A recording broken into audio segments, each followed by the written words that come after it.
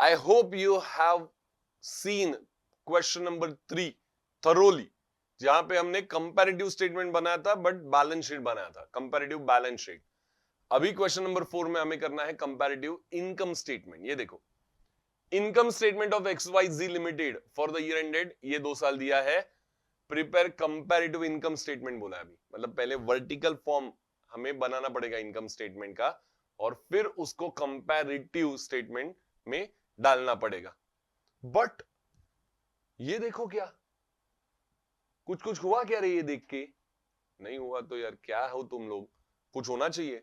जिन्होंने कंपैरेटिव वाला question number 2 देखा था, कंपैरेटिव वाला नहीं सॉरी, वर्टिकल इनकम स्टेटमेंट वाला क्वेश्चन 2 ध्यान से वीडियो देखा था, उनको समझेगा कि अरे सर क्या बोल रहे हो आप, ये देखो ये वर्टिकल ही दिया है ऑलरेडी, उसको खाली कंपैरेटिव में कन्वर्ट करना है। क्या बात है, क्या बात है, और क्या चाहिए हमें फिर? बैलेंस शीट में पहले हमने वर्टिकल बनाया, फिर उसको साइमल्टेनियसली कंपैरेटिव में हम लोग बनाते गए। ये देखो ना, sales less cost of sales मतलब COGS, gross profit less indirect expense, net profit before tax, income tax net profit after tax. ये तो रेडीमेड बना हुआ दिया है, मतलब ही आपको क्या करना है, ये सब तो लिखना ही है इन सॉल्यूशन, ऐसा ही डिट्टो, ज्यादा जोर नहीं देना है। इसके साथ एडिशनली और 2 कॉलम करने, कौन से? Absolute change in amount and percentage change, ये 2 कॉलम एक्स्ट्रा करने। मतलब ये तो ditto, copy paste, same same same same, और फिर और 2 कॉलम। ये तो सब हमें तीनों दिया है कॉलम्स, ये हमने एडिशनली बना ली। चलो करते हैं। पहला ऐसा ही लिखना है रे, अभी मुझे बोलने का भी जरूरत नहीं कि पहले क्या आएगा बाद में क्या आएगा, यही तो लिखना है। खाली कैलकुलेशन समझो, मैथमेटिक्स समझो, और आसान हो गया काम अपना। लेकिन ट्रेडिंग P&L दिया रहेगा तो आपको ऐसे कन्वर्ट करना पड़ेगा पहले। यहाँ पे तो चलो अच्छा है कि ये डायरेक्ट दिया है, लेकिन क्वेश्चन में ट्रेडिंग P&L दिया रहेगा तो पहले वर्टिकली कन्वर्ट करो, साइमल्टेनियसली करते जाओ, और ये वर्किंग जैसे हमने क्वेश्चन 3 में किया साइमल्टेनियस वैसा।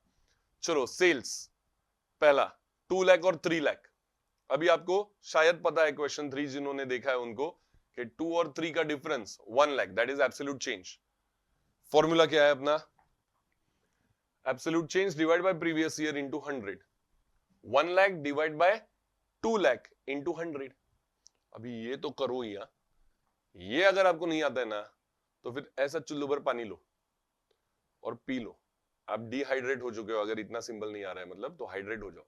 चुल्लू भर पानी लेके वही काम नहीं करना है, वो तो करना ही नहीं कभी, पी लेने का, थोड़ा थोड़ा पानी पीते रहने का, तो हाइड्रेटर हो गया। और फिर ऐसा आपको आएगा क्वेश्चंस। सो 2 लाख और 1 lakh, 1 lakh divide by 2 lakh into 100, ये देखो तो आया 50%। और क्या, इसलिए बोला था ये तो आना ही चाहिए। सुनाओ, सेल्स हमने लिख दिया, उसके बाद कॉस्ट ऑफ सेल्स लिखना है। कॉस्ट ऑफ सेल्स रेडीमेड दिया है सब, तो लिखते जाएंगे फटाफट। कॉस्ट ऑफ सेल्स 1,10,000 है और 1,80,000 है। ये आपने एक ही बार लिखा तो भी चलेगा। एक्चुअली क्या है, कॉस्ट ऑफ सेल्स हमें कैलकुलेट करना पड़ता है, opening stock, add purchase, less closing stock, या फिर कोई डायरेक्ट एक्सपेंस रहेगा तो वो भी ऐड करते हैं, तो ये कैलकुलेट करना पड़ता है। इसके लिए पहले हेडिंग देते हैं फिर टोटल लेते हैं, इसलिए 2 बार लिखा है। आपने एक ही बार लिखा तो भी चलेगा, ऐसा ही सेम लिखा, मैंने क्या बोला, ऐसा ही सेम लिखा तो भी चलेगा जब डायरेक्ट आपको अमाउंट दिया है। सो 1,10,000, 1,80,000, 70,000 डिफरेंस है। 70,000 divide by 1,10,000 into 100, absolute change divide by previous year into 100, 63.64%। आगे बढ़ते हैं। सेल्स में से cost of sales, cost minus होगा तो ग्रॉस प्रॉफिट मिलेगा। 90,000 आया, 2 लाख माइनस 1,10,000, 3 लाख माइनस 180 तो 120, 1 लाख माइनस 70 तो 30, या इसका भी डिफरेंस ले सकते हो आप, ऐसे या ऐसे सेम ही आएगा। 30,000 डिवाइड बाय 90,000 इंटू 100, सो आएगा 33.33%। करेक्ट। अभी जाते हैं आगे, इनडायरेक्ट एक्सपेंस क्या है उसमें? ऑपरेटिंग एक्सपेंस, मतलब इनडायरेक्ट इज ऑपरेटिंग एक्सपेंस। लिखेंगे क्या? 40,000, 50,000, डिफरेंस आया 10,000, 10,000 डिवाइड बाय 40,000 इंटू 100। आप वही फॉर्मूला यूज करोगे बार बार, ये वाला 10,000 डिवाइड बाय 40,000 इंटू 100, सो 25% हो गया। ग्रॉस प्रॉफिट में से ऑपरेटिंग एक्सपेंस मतलब इनडायरेक्ट एक्सपेंस माइनस करोगे तो मिलेगा net profit before tax 90 minus 40 50, 120 minus 50 70, 30 minus 10 20, या 50 और 70 का डिफरेंस भी 20. 20 divide by 50 into 100 it goes to 40%. आगे इसमें से क्या माइनस करोगे तो इनकम टैक्स 50% है, तो इसका 50% आपको लेना है. Now this again just slight mistake, ये 250 नहीं 25,000 होना चाहिए, 25,000.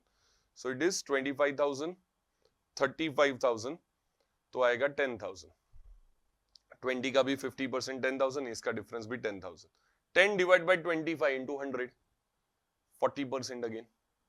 और फाइनली हमें क्या मिलेगा तो नेट प्रॉफिट आफ्टर टैक्स मिलेगा विच इज 25,000 एंड 35,000, क्योंकि 50% ही माइनस किया था ना तो उतना ही बचेगा. So again 10,000 and again 40%. So this is how you have prepared it. ये देखो, ये बनाया है हमने comparative income statement. Income statement ये है, कंपैरेटिव के लिए ये दो कॉलम हमने ऐड किया. ठीक है, एब्सोल्यूट चेंज इन अमाउंट पता किया, परसेंटेज चेंज पता किया, absolute change divide by previous year into 100, हर बार वही. सो ये बन गया आपका कंपैरेटिव इनकम स्टेटमेंट. एक बार ग्रिप आ गया ना आपको तो फिर इजी जाएगा. The only thing is calculation खुद से करते रहो, इसका प्रैक्टिस मत छोड़ो. ये जिस दिन आप बोलोगे सर एग्जाम में कर लेंगे, आप भी नहीं करेंगे, उस दिन समझ जाओ कि अगर आपने ये अटेम्प्ट किया तो एग्जाम में बहुत टाइम जाएगा. फिर चलो, डरा नहीं रहा हूं मैं आपको, डराना मेरा काम ही नहीं है. आपको रियलाइज करवाना कि क्या क्या हो सकता है, ये आपको पॉसिबिलिटीज बताना, ये मेरा काम है. तो डरा नहीं रहा हूं. जो लोग पॉजिटिवली ले रहे हैं उनको पता है कि आपके ही भले के लिए ये सब मैं बोल रहा हूं. तो चलो आगे बढ़ते हैं. ये हो गया अपना सोल्यूशन 4. कंपैरेटिव बैलेंस शीट बना लिया, कंपैरेटिव इनकम स्टेटमेंट बना लिया. एक टूल के बारे में हम जान रहे हैं, लेकिन और 3 टूल बाकी है, आएगा अगले मॉड्यूल्स में. तब तक ये एक टूल एकदम फर्मली प्रैक्टिस करो.